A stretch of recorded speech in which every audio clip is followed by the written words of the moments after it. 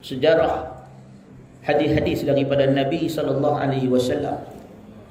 Para sahabat Nabi ini, mereka hidup dengan menjadikan usia mereka bermanfaat kepada agama Allah dan menjadikan hidup mereka memburu keberkatan. Yang mereka cari ialah keberkatan dan keredaan dari Allah. Jadi usaha mereka setiap hari mencari ilmu dan beramal dengan ilmu yang mereka perolehi. Maka sebab itu Abdullah bin Abbas, sahabat Nabi yang meninggal dunia di Taif, meninggal dunia pada tahun 68 Hijrah. Kalau kita lihat dalam sejarah Ibnu Abbas, dia walaupun ketika Nabi SAW wafat masih kanak-kanak. Ibnu Abbas ni Nabi meninggal dunia usia dia baru sekitar 10 atau 11 tahun. Mudah. Di sini pun ada tempat duduk lagi, di sini pun boleh. Baik.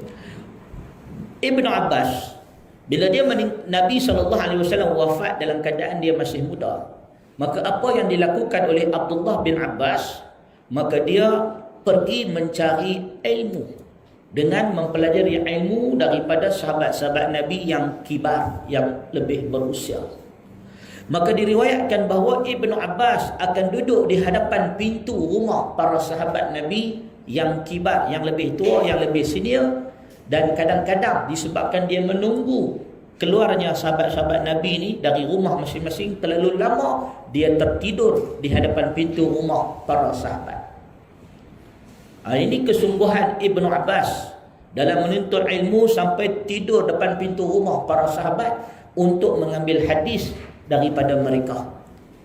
Kalau sahabat Nabi seperti Ibnu Abbas yang meninggal dunia pada tahun 68 Hijrah terpaksa tidur depan pintu rumah para sahabat yang lebih tua untuk mengambil hadis Nabi SAW daripada mereka, maka apa alasan kita untuk tidak menuntut ilmu?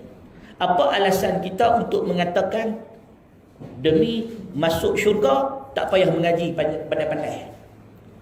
Orang seperti Ibnu Abbas, sahabat Nabi, untuk mendekati Allah, untuk mengenali Allah, untuk memahami agama, untuk masuk syurga, dia sanggup berusaha mencari ilmu sehingga terpaksa tidur di hadapan rumah para sahabat yang lebih tua. Maka apa alasan kita? Maka sesiapa yang mengatakan ada jalan pintas masuk ke syurga Allah tanpa melalui pintu ilmu, maka dia sesat. Maka sesungguhnya jalan nak masuk ke syurga Allah mesti melalui pintu ilmu. Maka sebab itu ayat yang pertama Allah turunkan kepada Nabi kita Muhammad SAW, Iqra bismi rabbikal ladzi khalaq. Ayat yang memerintahkan manusia supaya membaca dengan nama Tuhannya. Iqra. Maka sesungguhnya ilmu adalah sesuatu yang merupakan syarat bagi orang yang ingin mengenali Allah.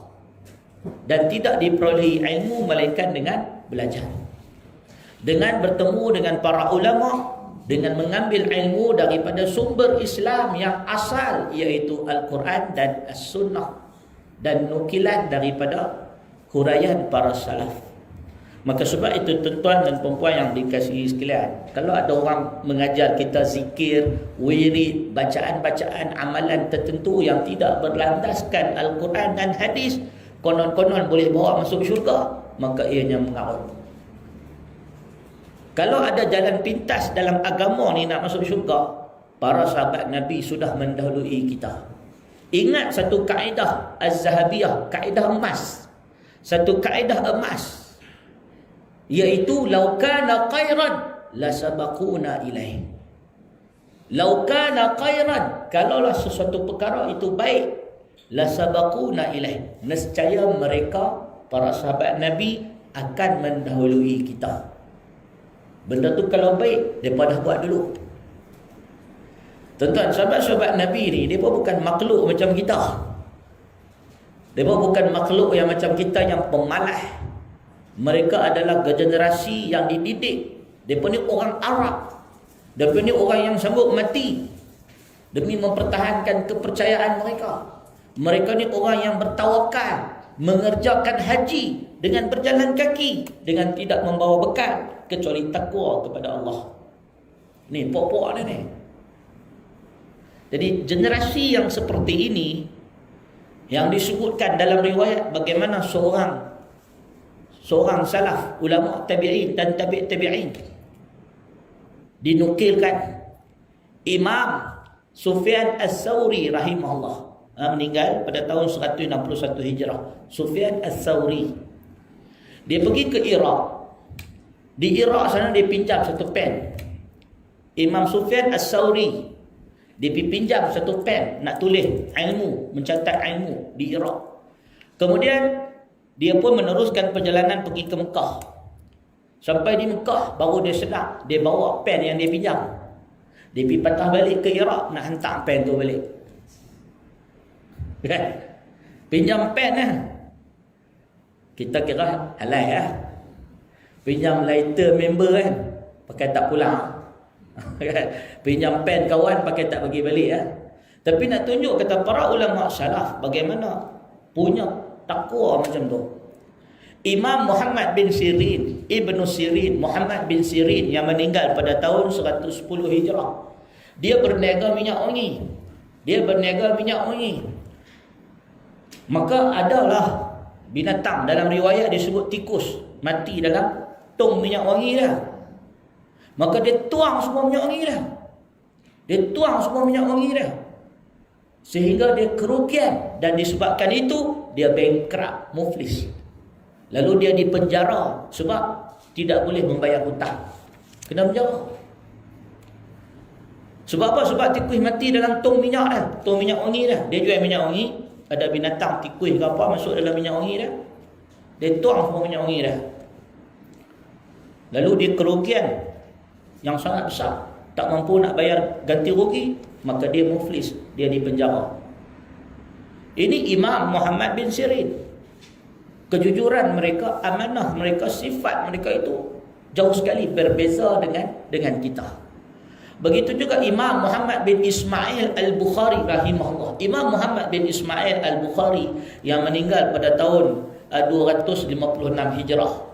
Imam pengarang kitab Sahih Al-Bukhari. Dia menaiki kapal. Dalam satu perjalanan, Imam Muhammad bin Ismail Al-Bukhari dia naik kapal. Dalam satu perjalanan, bersama dia ada 10,000 dinar. Ada 10,000 dinar. Banyak apa duit? Dan duit yang banyak itu dia simpan. Tiba-tiba di atas kapal ada orang mengadu. Ada orang mengadu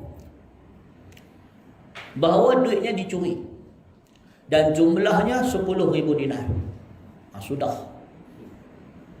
Dan takdir Allah, Imam Al-Bukhari dia bawa atas kapal duit bekalan dia 10,000 dinar atau 10,000 dirham. Saya tak berapa ingat dengan tepat. Bukan isu lah. Dia bawa duit 10,000, sama ada 10,000 dinar atau 10,000 dirham. Naik atas kapal. Di atas kapal itu juga ada orang penumpang mengadu duit dia hilang. Dengan jumlah duit sama ada 10,000 dinar atau 10,000 dirham yang sama dengan duit yang dimiliki oleh Imam Al-Bukhari. Maka dibuat pemeriksaan, seorang-seorang diperiksa poket masing-masing, bekalan masing-masing, nak cek siapa curi.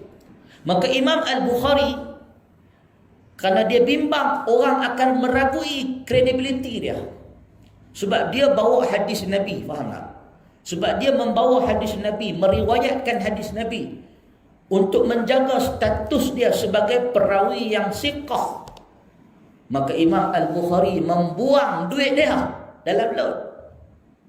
Dia buang 10,000 tu, sama ada dinar atau dirham. Dia buang duit dia dalam laut kerana bimbang akan menimbulkan kecurigaan orang pada diri dia. Begitu Imam Muhammad bin Ismail Al-Bukhari. Maka sebab itu bila kita baca hadis Nabi, hadis diriwayatkan oleh Imam Al-Bukhari, hadis sahih dalam Jami' As-Sahih, kita tak petikai. Karena kredibiliti perawi-perawi pada zaman ini, ulama-ulama seperti ini, kredibiliti mereka sangat teguh. Lebih teguh dari gunung Uhud. Takut orang curiga dia, tak apa, buang duit 10,000. Jadi kalau orang seperti itu, dibandingkan dengan kita sangat jauh bumi dan langit. Maka sebab itu, kalau mereka bersungguh-sungguh mempelajari ilmu untuk mendekatkan diri dengan Allah, maka apa alasan kita untuk mengatakan kita boleh masuk syurga tanpa perlu mendidik atau mempelajari ilmu daripada Allah? Apa alasan kita? Jadi muslimin dan muslimat rahimakumullah,